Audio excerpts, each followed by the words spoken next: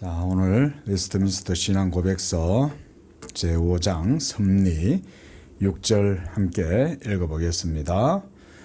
의로운 재판장 되신 하나님께서는 전에 지은 죄들을 인하여 그들의 눈을 어둡게 하시고 마음을 강팍해 하신 사악하고 불경건한 자들의 경우 그들에게 깨달음을 주고 그들의 마음 속에서 역사하였을지도 모르는 신적 은혜를 허락하지 않으실 뿐만 아니라 때로는 그들이 가지고 있던 은사들을 빼앗기도 하신다. 또한 그들을 버려두어 그들의 부패함이 기회를 타서 자신들을 죄를 범하는 대상들이 되게도 하신다.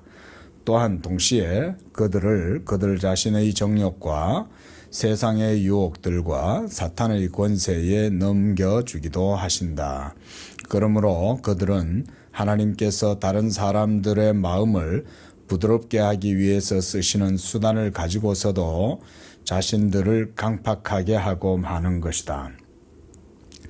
자, 지난 이제 5절 이 부분에서는 하나님께서 택하신 백성들, 성령의 사람들에게도 이와 같이 때때로 하나님이 그들의 죄 가운데 내버려 두신다 그랬습니다.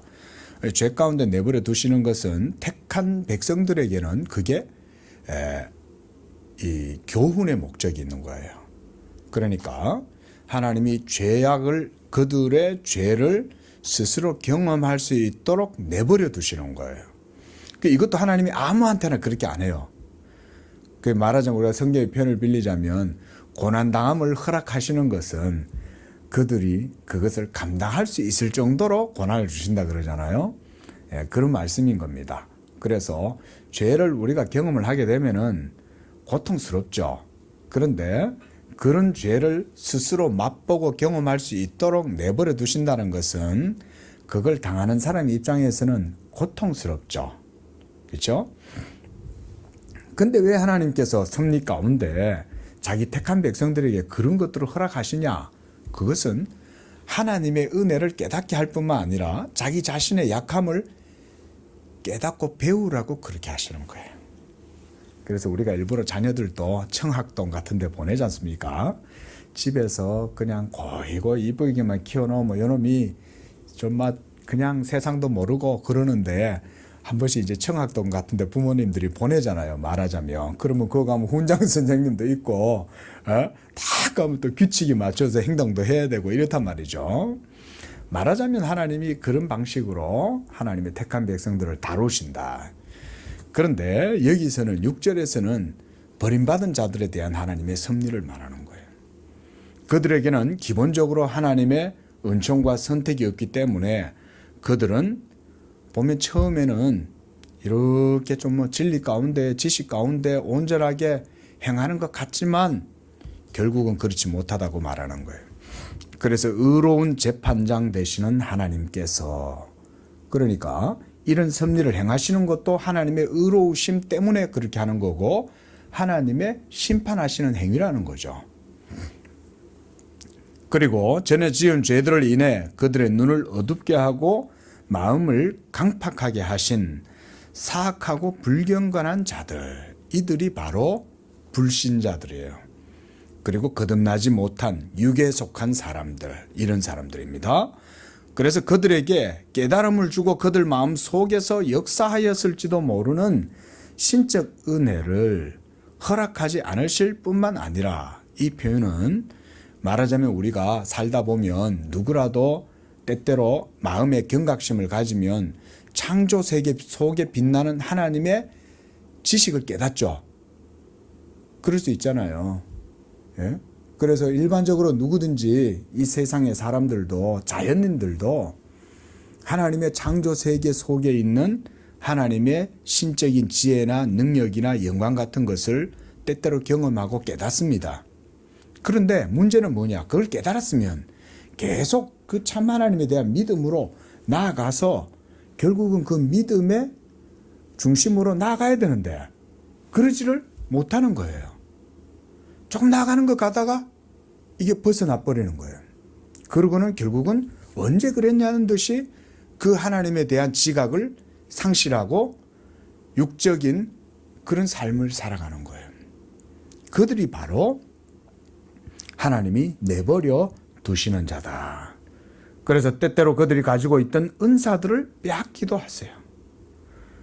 그리고 그들을 버려두어 그들의 부패함이 기회를 타서 자신들을 죄를 범하는 대상들이 되게도 하시는 거예요.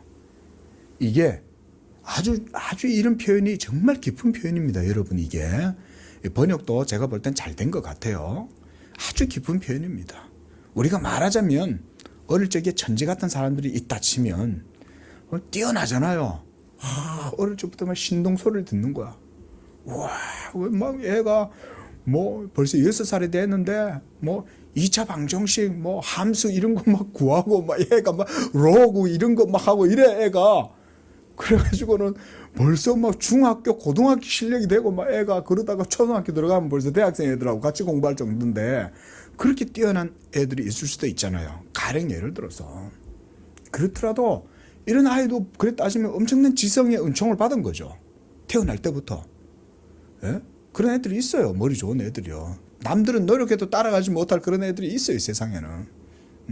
근데 그럼에도 불구하고 하나님은 그런 자들도 내버려 두시면 그 아이가 처음에는 아주 명민하고 영특했는데 시간이 지나면 지날수록 이 인생의 무게가 너무 무거운 거예요. 이게 죄의 힘이 너무 이게 무거운 거예요.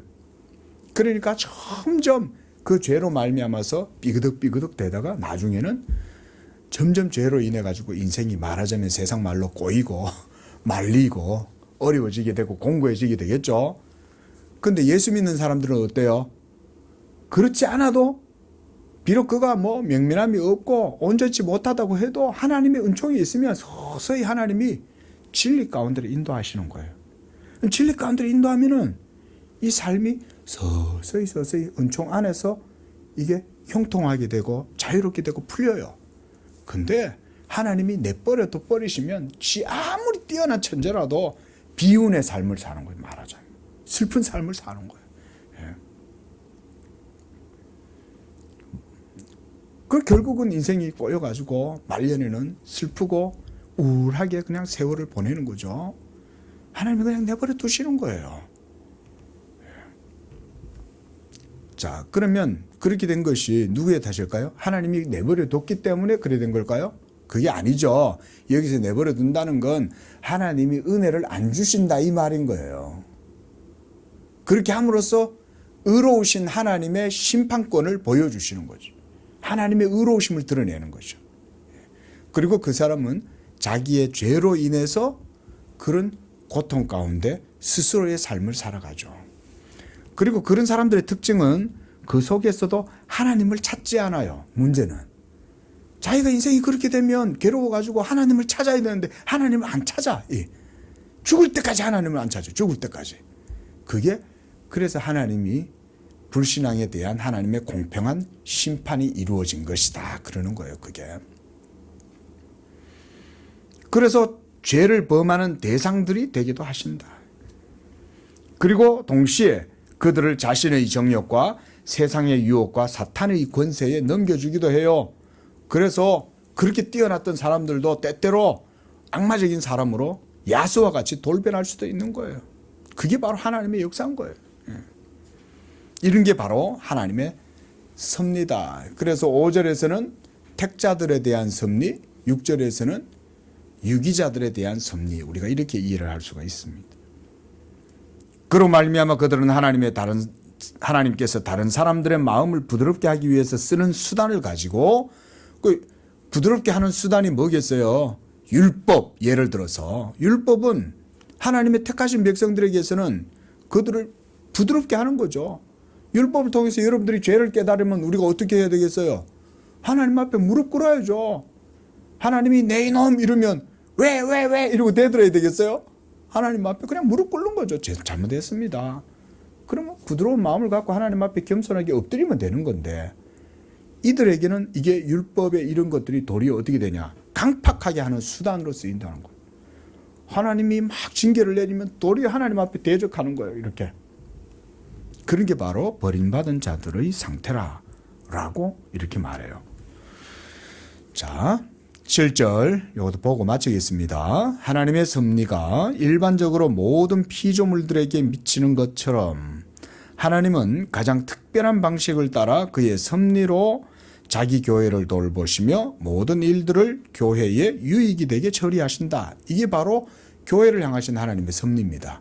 교회는 하나님의 교회잖아요. 하나님의 자녀요 하나님의 백성이기 때문에 하나님이 일반적으로 자연 은총 가운데에서 피조물들에게 미치는 그런 은총을 주시듯이 교회를 향해서는 특별한 방식을 따라서 교회를 돌보시고 교회가 유익이 되도록 하신다는 것입니다.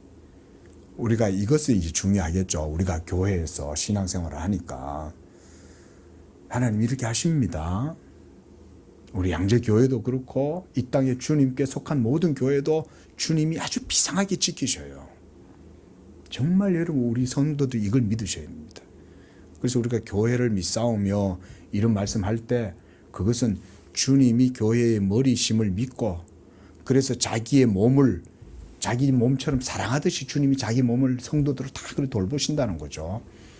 여러분 그걸 믿으십시오. 이거 교회에 대한 아주 중요한 신앙입니다. 하나님이 이 세상 가운데 그 어떤 자들도 함부로 교회를 건드리지 못하게 하십니다. 그리고 교회를 공격하면 하나님이 그냥 안 놔둡니다. 네, 하나님이. 왜냐하면 이 교회의 머리가 구주 예수 그리스도시고 그가 온 우주 만물 위에 앉아 계시면서 지금 모든 것을 통치하고 계시는데 뭣도 모르고 그냥 법무서운 줄 모르고 나대면 큰일 난다. 세상의 권세자들이 함부로 교회를 건들면 하나님이 반드시 징계하십니다. 저 중국 하나님이 엄청 교회를 박해하잖아요.